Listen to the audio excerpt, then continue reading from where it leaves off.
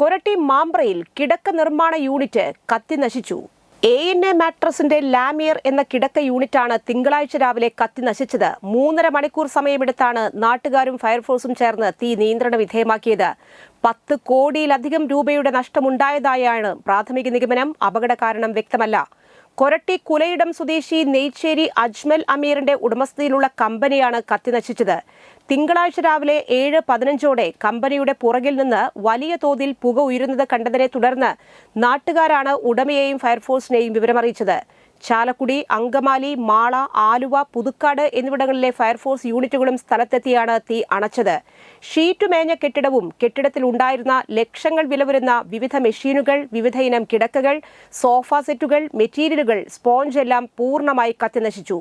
കമ്പനിക്ക് തൊട്ടടുത്തായി നിർത്തിയിട്ടിരുന്ന 2 ലോറികളിൽ തീ പടരാതിരുന്നത് വൻ അപകടം ഒഴിവാക്കി.